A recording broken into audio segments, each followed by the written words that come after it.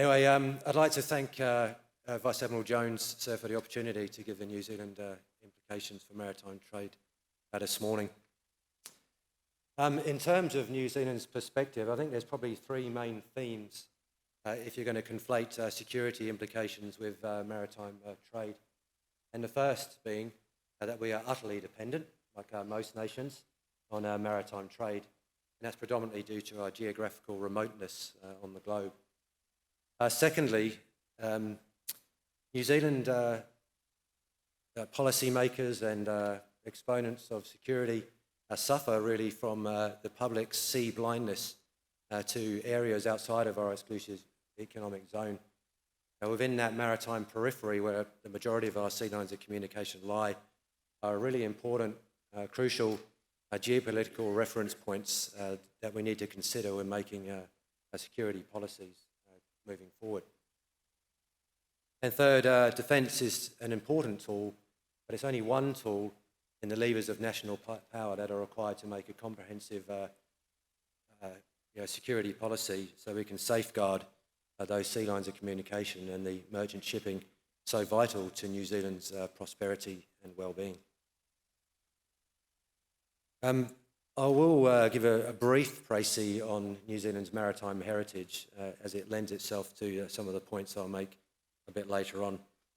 And that is much like Australia, New Zealand draws its lineage from the likes of James Cook and Abel Tasman. But importantly for us, in the policy settings we have at the moment, which reflect the Boy Declaration principles and our own Blue Pacific policy, is that our true forebears came from the Polynesian islands up in Hawaii and made those great voyages in the 13th century down to New Zealand. And it was those mariners that understood the need to have a symbiosis of those with the environment and the seafaring people to ensure that they could prosper in their newfound lands in New Zealand. Now, in terms of trade, New Zealand's first settlements were by the Pakeha, or the white people in New Zealand, and that was in the Bay of Islands in New Zealand's north. And that's, rather than being strictly a strategic outpost for the British Empire, that was as much recognised for its importance as a whaling outpost in that region. In fact, we have records dating back to the mid-1800s where we traded guano from the Kiribati Islands up near the equator, and Auckland became a re-export hub for Britain, transporting goods from Britain out to the Pacific Islands from the 1860s. So current statistics indicates that New Zealand exports over 99% of its trade by volume and 87% by value by the sea. In monetary terms, this is around about $50 billion imported and around just over $50 billion of exported goods over the financial year of 16-17. If you include all the ancillary benefits from associated commerce, the total value of our seaborne trade to New Zealand is around $140 billion annually. There are other commercial sectors that make up almost $8 billion worth of contributions to the economy. That includes fishing, cruise shipping industry, and of course the oil and gas industry. The cruise sector alone contributes around $500 million of value to our economy. The $8 billion figure also includes offshore petroleum, where we have an acreage of nearly 500 million square kilometres off the west coast of the South and North Island. But of course, the oil trade being a very topical subject at the moment, particularly as New Zealand considers its contribution to the IMSC at Bahrain. But suffice it to say here that New Zealand's net imported dependency on oil ranges from 62 to 65%. And some more statistics. New Zealand's share of world container capacity is only about 1%. 4% of world container ship capacity services the Oceania trade routes that are shown on the slide there. And these small containerised stats for New Zealand belie the fact that this equates to about 70% of all of our imports and exports, the remainder being bulk imports and exports, which is mainly exported timber and imported oil. Our fishing revenue, well, that contributes around 2% of our GDP, or about $1.8 billion. And a majority of that value goes to our trading partners here in Australia and also to Southeast, Northeast Asia. Within our exclusive economic zone, we have a fairly good handle on IUU, or unreported, unregulated fishing in our zone. But with our Pacific Reset policy, it's vital that we increase our maritime domain awareness within the region that we are responsible for.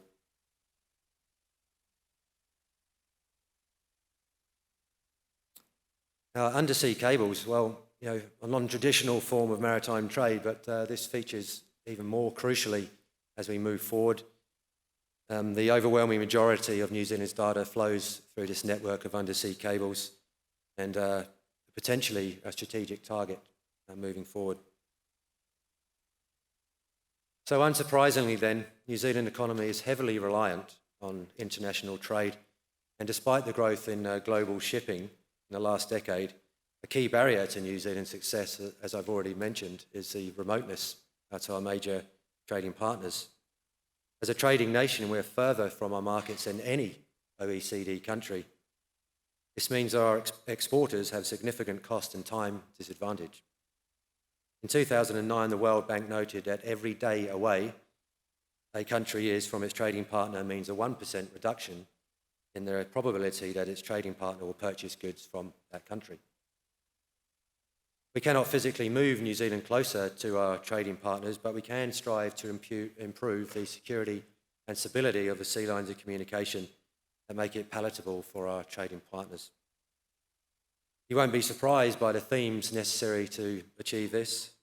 Safe and secure routes applied by merchants adopting environmentally sustainable and sound practices, underpinned by practitioners abiding by a rules-based international system. Now, in terms of our maritime domain, we're the 74th largest country in the world, but we have the 9th largest exclusive economic zone at just over 4 million square kilometres. Now, this is some 15 times the area of New Zealand's landmass and one of the largest in the world, and one which represents a significant present and future source of economic wealth. We have claims to a very large continental shelf region as well, and which extends our direct protection responsibilities still further in what we call our maritime estate.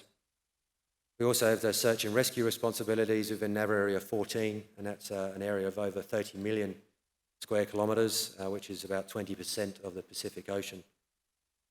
So across government, we see ourselves as stewards of a pretty vast maritime domain stretching from the Ross Sea in the south up to the equator in the north, halfway across to Chile and halfway across to Tasman.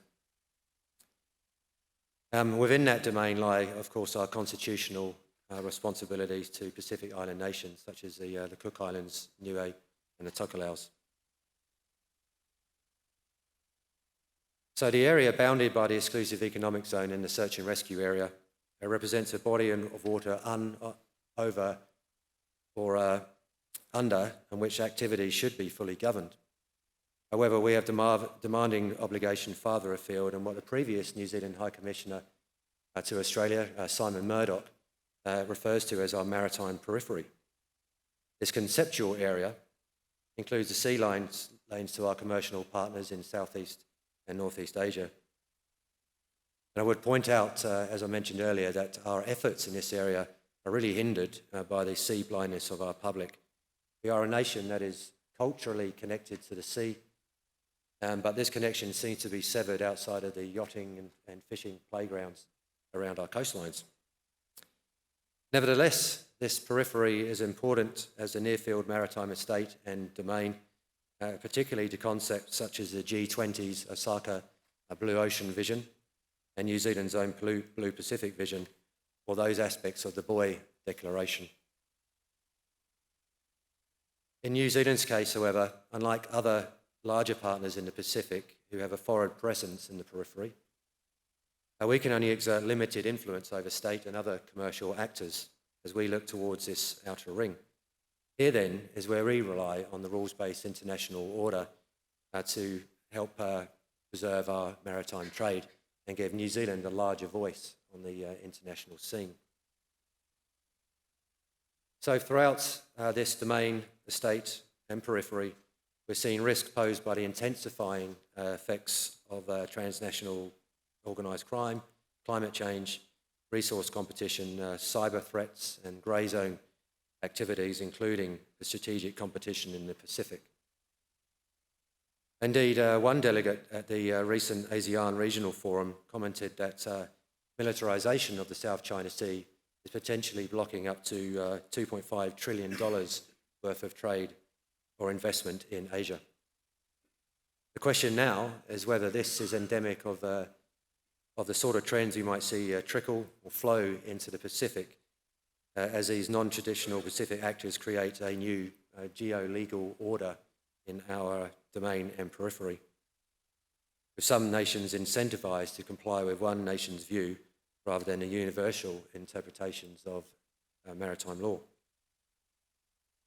So aside from the geopolitical factors, there are other implications or concerns towards maritime trade. And these have been touched on in earlier presentations, which is the trends of the shipping industry spoke and hub concept, which sees New Zealand's main commercial ports relegated to second-tier ports, which have a negative cost-benefit effect on our commerce. Environmental factors such as CO2 emissions. We're finding more and more customers are demanding that shipping lines adopt environmentally sound practices, and this is becoming costly due to modifications of ships or scrapping of dirty ships.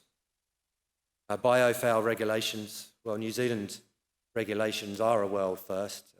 Since we introduced the regulations last year, around 14 ships have been affected, either removed from New Zealand's territorial seas to clean their hulls prior to goods being offloaded. For one vessel, it cost them around $1 million to do so. Around half of that was due to the delay of the goods being offloaded, and about $500,000 to do in-water cleaning outside of our territorial sea.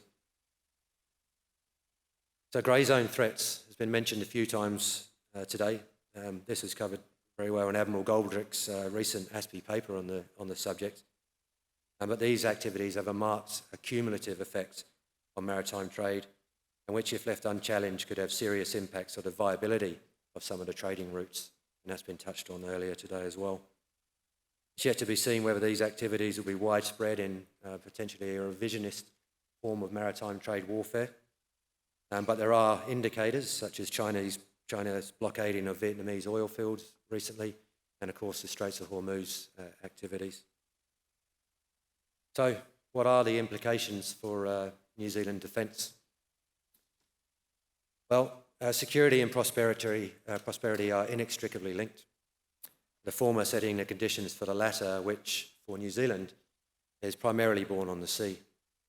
And when we consider the trends emerging, particularly those associated with the complex disruptors and the grey zone operations in our region, there's an increasing need for us to develop a better maritime domain awareness to both recognise the threats and contribute with like-minded nations to address the challenges therein. Whilst our recent Defence Capability Plan points to our desire to introduce enhanced maritime awareness capabilities, we can't do this alone. Strategically speaking, the importance of nurturing multilateral defence relationships through an appropriate regional architecture, adopting sustainable and fit-for-task initiatives underpinned by the international rules and norms cannot be overstated. The areas I've spoken about today are vast, and our defence force is very small. As the outcomes of strategic dialogue can be realised through the tried and tested tool of defence diplomacy, which has primacy for ensuring our presence can be felt in the sensitive areas of our periphery. But operationalising initiatives such as the Pacific Fusion Centre, the Indo-Pacific Maritime Coordination Cell, enhancing maritime trade operations, and utilising robust systems, autonomous systems in our region is seen as our way forward. There will always be a place for good old gunboat diplomacy, thus making our presence felt and seen in routine periods short of conflict. But we'll do so as we can through contributions to the IMSC, the CTS 150 and other patrols in our outer periphery. But on that point, on capability, countering anti-access aerial denial capabilities around these areas where our SLOCs lie, including the threat of hypersonic missiles, is beyond New Zealand's means currently. However, we need to contribute to a multinational effort with meaningful complementary and niche capabilities, and this is certainly but not beyond our means. New Zealand needs to ensure the bonds connecting our levers of national power are strong, lest they be awash by the grey zone activities in our maritime periphery. The New Zealand Defence Force is a critical strand in our national security machine. However, New Zealand is but one strand in the international tapestry of efforts that are required to preserve trade in our region. The Maori people have a saying, he waka eke noa, which means we are in this canoe together, and I think that should be front and foremost of New Zealand's policy settings as we move forward to preserving international maritime trade. Thank you very much.